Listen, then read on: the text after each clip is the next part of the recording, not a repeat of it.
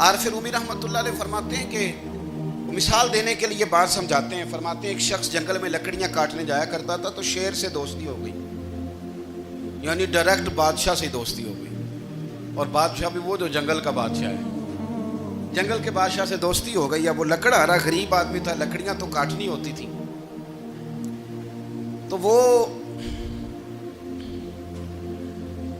جنگل کا بادشاہ اعلان کر دیتا جانوروں کو کہ میرا دوست آیا, ایک تو کوئی تنگ نہ کرے, اور دوسرا یہ کہ سب لوگ مل کے اس کے ساتھ تعاون کریں.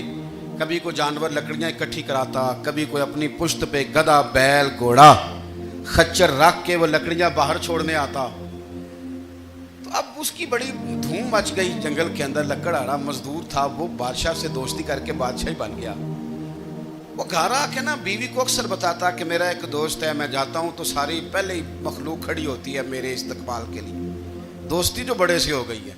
بنا ہے شاہ کا مصاحب تو پھر یہ ہے اتراتا, وگرنہ شہر میں غالب کی آبرو کیا ہے. ہمیں تو پوچھتا ہی کوئی نہیں, یہ تو بنا ہے شاہ کا مصاحب تو پھر یہ ہے اتراتا, وگرنہ شہر میں غالب کی آبرو کیا ہے.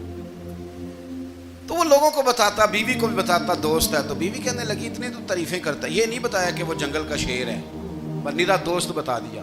بیوی کہنے لگ گئی کہ تو اتنا جو اس کا ذکر کرتا ہے تو کسی دن بلا نا, بلا کسی دن تاکہ اس کی دعوت کریں.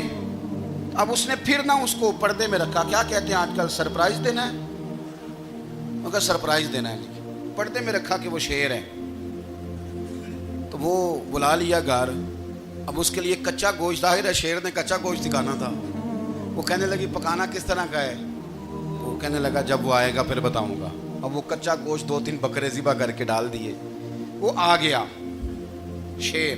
عارف رومی کہتے جب وہ آیا نا تو اس کی بیوی نے دیکھا تو اس نے ایک سخت جملہ کہہ دیا. کہنے لگی اوہو, میں سمجھی تھی پتہ نہیں کون ہے, اس طرح کے درندے تیرے یار ہیں, کتے بلے دوست بنائے ہوئے ہیں, یہ کیا بات ہوئی. خیر وہ شیر نے سن لیا, گوشت کھایا, وہ چلا گیا. اگلے دن لکڑہارا لکڑیاں کاٹنے گیا تو شیر نے ملاقات کرتے ہی لکڑہارے سے کہا کہ یہ نا کلاڑی اٹھا اور میری پشت پہ نا ایک زخم کر دے. اس نے کہا نہیں میں یہ کام نہیں کرتا, تو میرا دوست ہے. اس نے کہا سن بھائی, میں نے پیار سے کہا ہے تو مان جا, ورنہ میں ہوں شیر, میں نے تجھ سے منوا ہی لینا ہے, میں کو تکلیف دوں گا مناسب نہیں, تو کر. اس نے کلاڑی اٹھائی اور اس کی پشت پہ ایک زور سے زخم لگا دیا, خون بہنے لگا. اس نے کہا تو نے آج کے بعد آنا ہے, لکڑیاں کاٹنی ہے, تجھے کوئی کچھ نہیں کہے گا, بس یہ ایک حکمت تھی جو میں نے کیا ہے. قصہ مختصر. وہ آتا رہا, لکڑیاں ملتی رہیں, خدمت بھی ہوتی رہی. 6-8 ماہ گزر گئے. ایک دن شیر اس سے کہنے لگا یہ میرے ذرا بال اٹھا کے دیکھ, وہ جو تو نے زخم لگایا تھا وہ کہاں پہ ہے. اس نے وہ بال اٹھا کے دیکھا تو زخم ملا ہی نہیں, کئی جگہ پہ ٹٹولا کا یار یہاں تھا, یہاں تھا, یہاں تھا. شیر نے پھر کیا کمال ہی جملہ کہا. اس نے کہا کہ وہ جو کلاڑی کا زخم تو نے لگایا تھا نا وہ مکمل ہو گیا, لیکن تیری بیوی کا جو لہجہ تھا اور اس کی جو تلخی تھی وہ آج تک میرے ذہن میں موجود ہے, وہ ابھی بھی مجھے تکلیف دیتی ہے. وہ بات سوچتا ہوں مجھے اس نے درندہ کہا, اس نے میرے بارے میں اتنے کچے اور کمزور اور سخت جملے کہے, تو وہ بات مجھے بھولتی, وہ آج بھی میرے ذہن میں اسی طرح گونجتی ہے. تلخ جملے جو اس نے کہے اور خوفناک جو انداز اس نے اختیار کیا, وہ بات مجھے کبھی بھی بھولتی.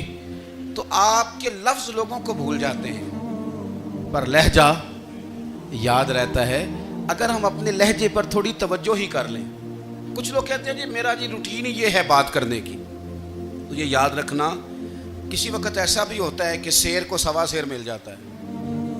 پھر ایسا نہ ہو کہ آپ کی تلخی کی جواب میں کوئی اس طرح کی تلخی ہو کہ پھر آپ اس کو کبھی بھلا نہ سکیں. ہمارے ہاں نا یہ دور تیزیاں دکھانے کا دور ہے. کچھ لوگ ضرورت سے زیادہ تیزی دکھانے کی کوشش کرتے ہیں. ان بیچاروں کا کبھی کبھی اتنا سخت نقصان ہوتا ہے کہ ان کو ان سے بھی کئی گنا تیز بندہ مل جاتا ہے. وہ کسی ایسی جگہ جا کے بیچارے الجھ جاتے ہیں جہاں سے واپسی کا راستہ نظر نہیں آتا.